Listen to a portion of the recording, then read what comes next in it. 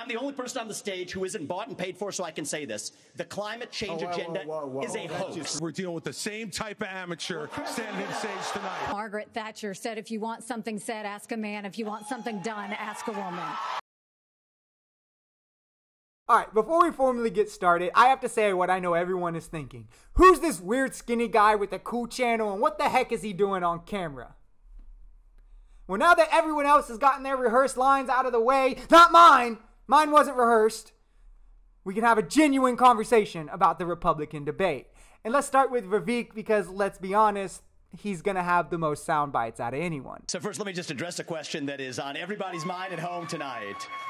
Who the heck is this skinny guy with a funny last name, and what the heck is he doing in the middle of this debate stage? So if you couldn't tell from the intro, this to me was rather forced. It seems like he wanted to open up and introduce himself with it, but he didn't get the stage as one of the guys who got to say a little stuff about themselves. They only go to one or two people, you know. And since he didn't, he was like, I'm going to slip it in against the first thing they ask me no matter what. And it's odd that he came off that way and still continued to say this. Listen, now that everybody's gotten their memorized, pre-prepared slogans out of the way, we can actually have a real discussion now. The reality and the fact of the matter is... Was that one of yours? Not really, Mike, actually. We're just going to have some fun tonight. And the reality is, you have a bunch of people, professional politicians, super PAC puppets, following slogans handed over to them by their 400-page super PACs last week. The real choice we face in this primary is this. Do you want a super PAC puppet, or do you want a patriot who speaks the truth? And there is truth in what he says, don't get me wrong, but when you open with a very prepared statement, you can't try to slam dunk on everyone else, especially when you're like obviously the most rehearsed one, like especially up to the point he said that he was like the most slogan ready, you know, come with statements that he's gonna say no matter what, and then he wants to try to like dunk on other people when like DeSantis is really the only other one who even kind of gives that vibe. I don't understand it. And Vivek is rather wealthy, and as he plays into the second part of that clip, he doesn't have like the same amount of corporations funding him, the same super PACs, the same amount of donors, because he's rich, right? But that doesn't mean that his opinions are any less unhinged. Vivek is literally the guy who would be funding politicians if he wasn't a politician. He is a wealthy corporation owner that is exactly who he's saying is paying to control these other politicians' opinions. So if you're against them,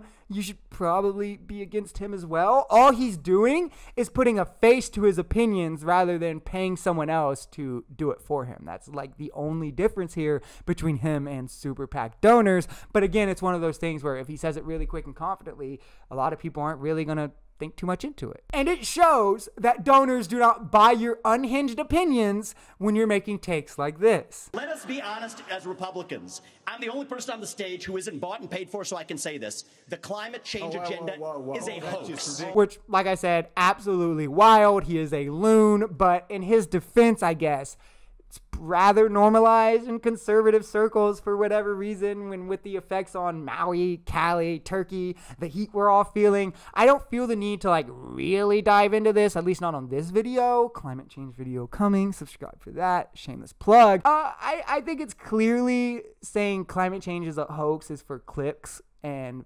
reactionary like views, you know. It's not based in science. It's not logical necessarily. And the fact that other people were flocking to it is kind of crazy, right? This dude would put fucking coal miners in charge of our energy sector if we let him. I swear to God. Here's some quick facts for you real quick on climate change, and then we'll play the next clip. If everyone in the world lived the way America did, it would take 5 Earths to provide enough resources for everyone. 5 countries create over 50% of the global CO2 emissions, and with 58 countries pledging to reduce their carbon emissions, we're still on pace for the Earth to warm up. More than 1 million species face potential extinction as a result of disappearing habitats, changing ecosystems, and acidifying oceans. The average global sea level is expected to rise 7 to 23 inches before the end of this century. The Arctic region may have had its completely first ice-free summer. It should have that by 2040. And if those lightning facts don't scare you enough, look into this subject on your own and you'll see how truly scary it is to have someone like Vivek parading around like these things don't matter at all. Luckily, we had Chris Christie here, the knight in shining armor, right? No, he's a pile of shit also, if we're being real. And overall, he was like underwhelming in this debate. I thought he'd have a lot more zingers and stuff like that, but he kind of fell flat. Vivek kind of crushed him in one of the exchanges, but I did like how he opened up this little exchange here. I've had it. No, Wait, hold on. I've had enough. I've had enough already tonight of a guy who sounds like ChatGPT standing up here. The last person in one of these debates, Brett, who stood in the middle of the stage and said, "What's a skinny guy with an odd last name doing up here?" was Barack Obama, and I'm afraid we're dealing with the same type of amateur standing on stage tonight. Now, even though there was like a tinge of racism maybe in that, I don't know for sure. I was glad he said the ChatGPT thing because I was really hoping they weren't all going to let Vivek be obviously so rehearsed and like robotic and like have these slogans, but be throwing it all on them like just because they're career politicians. They're the ones who are robotic and repeating slogans and practicing and rehearsing, and not him, because he obviously, again, was the most rehearsed coming into this. Now, let's play Vivek's response to Christie where he crucifies him, because I do think Vivek ended up the winner of that exchange, though the true winner was Nikki Haley. Margaret Thatcher said, if you want something said, ask a man. If you want something done, ask a woman. And Chris Christie, honest to God, your claim that Donald Trump is motivated by vengeance and grievance would be a lot more credible if your entire campaign were not based on vengeance and grievance against one man. You sit here and answer right. Hold on one second. And, you know, it never hurts to see Chris Christie get booed out of the arena. I'm just saying. And I think at this point in the debate, Vivek was really riding high. He was super confident. He felt like he was the focal point. A lot of people were coming at him. It was giving him chances to rebuttal. He was getting a lot of clips, you know. And his confidence at this point began to kind of precede him. And for me, at least, he crossed the line into seeming a little bit condescending.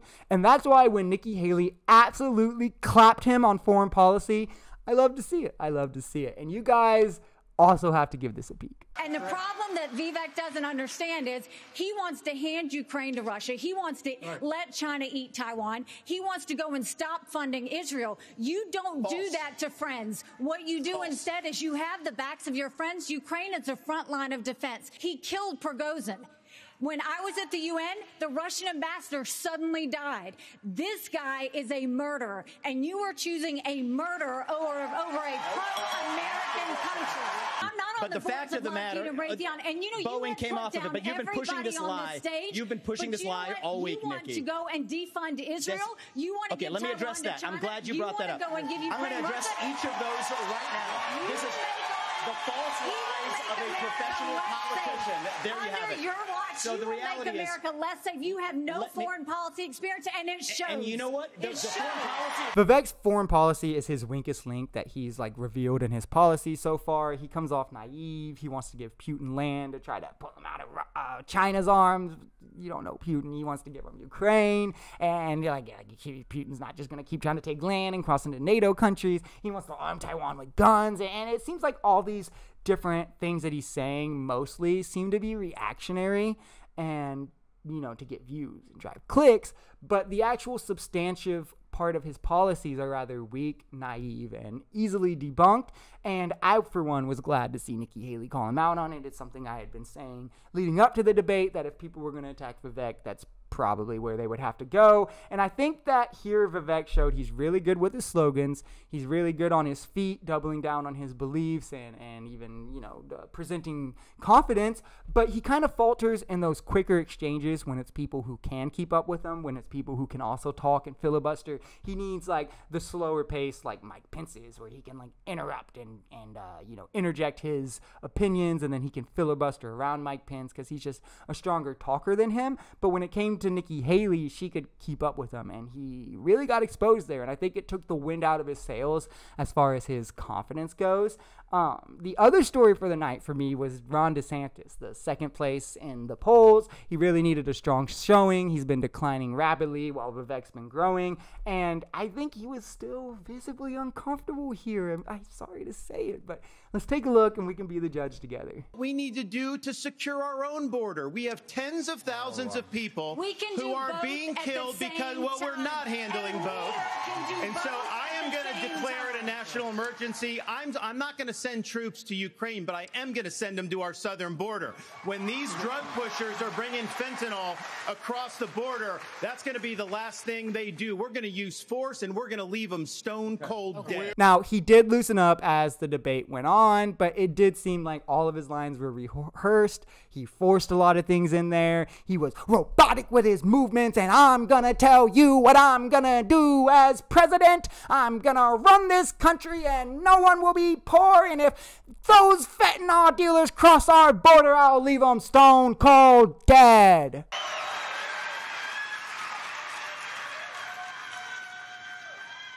Governor? This is our time for choosing. And he just lacked the authenticity that you want to see in a politician. He fits the mold of what Vivek was trying to paint everyone at. Very much so hits home with Ron DeSantis. Not so much with everyone else, but Ron DeSantis, clearly, I think he's just a nervous guy. I think he has anxiety, and as someone with generalized anxiety myself, I kind of fear for him, man. If he wasn't so unhinged, if he didn't have so many bad opinions, I would have felt bad for him, genuinely. Because I was like, there's points there I'm like, oh, man, he's so uncomfortable here. And it's like, he's just not good at these things, you know? And unfortunately for him, that's a good thing for me, because I never want him to run the country, so I don't feel that bad for him. So that's all for this video. There wasn't a lot of points of substance made, and there wasn't a lot of good moments for the smaller polling candidates. Doug Burgum and Asa were both kind of there.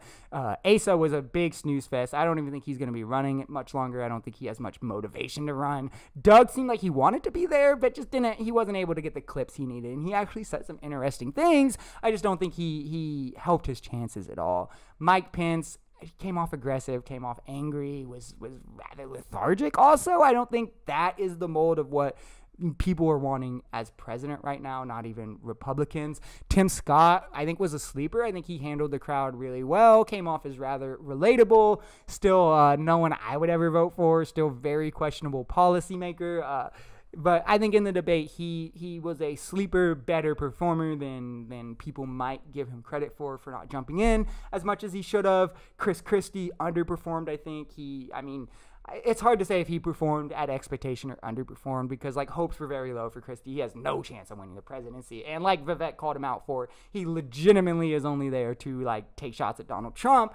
But I thought he would have more chances for zingers, get to expose more people. And I thought that he pretty much lost every exchange that he was in and didn't get in enough exchanges and definitely didn't take shots at Donald Trump the way he should have. So there's that. That's an L, I think. Who haven't I covered? Vivek started off really confident, and if you only took the debate from the first half, I think that he did the thing, and he pretty much took it all the way that he needed to, and that's why there's reports that he's leapfrogging DeSantis in the polls. But if you look at the second half, there's a different story that's told. I think his win kind of got taken out of his sails. He wasn't keeping up in exchanges to the same degree. He wasn't displaying the same fortitude of confidence. He kind of disappeared from the forefront of the attention, and I think a lot of it has to do with him getting shut down by Nikki Haley, and he wasn't as confident in exchanges after that. DeSantis, I think he hit home in terms of saying things that are relatable. It's just the appearance of relatability is so not there for him that I think he's going to keep on losing people, that even when he's saying things that people agree with, it's hard for them to feel like he really means it, rather than like Vivek said, he's being paid to say it, or he's just funneling Republican talking points. If you enjoyed this video, we're Social Society. We are a commentary channel influenced by politics, society, and the economy. We also get a touch bit philosophical at times and like to talk about the psychology of things. If that sounds like something that could interest you, consider smashing that subscribe button, leaving us a like, or even commenting on this video, because the only way we become a society is together.